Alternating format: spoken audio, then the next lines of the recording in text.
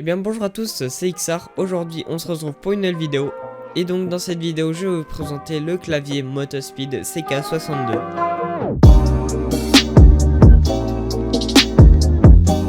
Alors avant de commencer la vidéo, je voulais vous annoncer que j'ai pu ouvrir un compte Utip. Et donc tout simplement celui-ci va m'aider justement à pouvoir financer ce genre de vidéos comme celle-ci. Parce que comme vous avez pu remarquer, je n'ai pas énormément d'abonnés pour pouvoir recevoir des produits de différentes marques. Et donc ce qui fait que je dois payer tous les produits que je présente, je dois les payer de ma poche. Et au final ça peut revenir assez cher. Et donc clairement pour ceux qui connaissent pas Utip, c'est une plateforme en ligne qui permet de rémunérer des créateurs, tout ça gratuitement juste en regardant des publicités. Et clairement une publicité de 30 secondes ça peut rapporter 5 centimes et voilà, au final ça peut aller assez vite et clairement ça peut vraiment m'aider pour financer des plus gros produits, parce que pour l'instant comme vous voyez souvent les produits tournent autour des 20, 30, 40 euros et j'aimerais pouvoir tester des produits plus chers, mais voilà, c'est assez difficile, surtout que voilà, il y a pas longtemps je devais encore payer mon PC et c'était assez difficile d'acheter des produits assez cher. Donc voilà, merci d'avance à ceux qui le feront et sur ce, je vous laisse sur la review. Allez, c'est parti.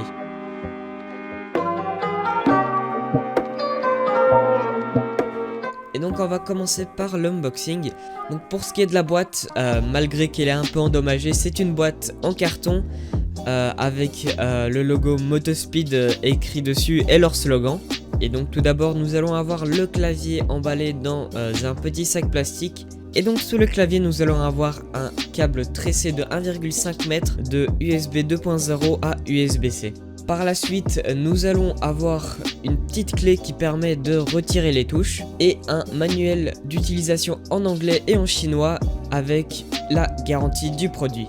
Comme vous avez pu le voir, la particularité du clavier c'est qu'il est très petit, donc nous n'allons pas avoir de pavé numérique, pas de touche de fonction, ni de flèche directionnelle. Mais vous allez voir, nous pourrons quand même combiner avec la touche FN les flèches directionnelles et les touches de fonction. Donc pour ce qui est du châssis, il est fait en plastique avec une backplate sous les touches qui est faite en aluminium. Nous allons avoir deux coloris sur le clavier, on aura du blanc et du noir. Pour ce qui est des types de switch, nous allons également en avoir deux, donc on aura les bleus qui sont adaptés pour la frappe et les rouges qui sont plus adaptés pour le gaming, même si les deux switch se débrouillent bien dans les deux cas. Pour ce qui est du rétroéclairage, il sera RGB et donc on aura également énormément de modes de rétroéclairage, on pourra changer différentes couleurs. Donc pour ce qui est des couleurs prédéfinies, on aura du bleu, du turquoise, de l'orange, du jaune, du vert, du rouge, du rose et du blanc. Donc maintenant je vais vous faire écouter le bruit du clavier.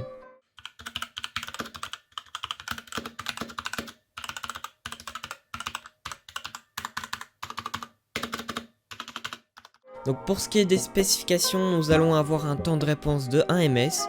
Pour ce qui est de la durée de vie des switch, ce sera 50 millions de frappes. Nous allons avoir, comme je l'ai dit précédemment, un câble de 1,5 m. Pour ce qui est des dimensions du clavier, on aura 290 mm en longueur, 100 mm en largeur et 40 en hauteur. Pour ce qui est du poids du clavier, on aura 512 grammes, ce qui est vraiment très bien pour les gens qui transportent par exemple leur clavier souvent. Nous allons avoir comme connectique de l'USB type C vers de l'USB 2.0 et le Bluetooth qui est disponible sur le clavier est un Bluetooth 3.0. Et le clavier est compatible Android, iOS, macOS et Windows.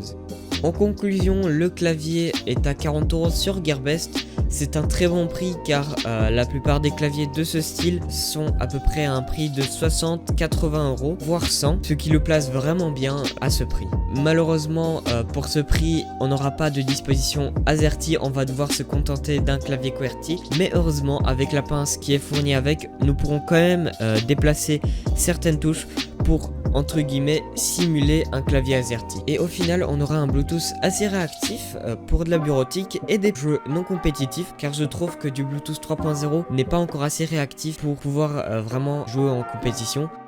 Alors, dans cette vidéo, c'est un cas un peu plus rare, mais cette fois-ci, ce n'est pas moi qui ai payé le produit, car j'ai tout simplement testé le clavier d'un ami. Et donc voilà, c'est déjà la fin de cette vidéo.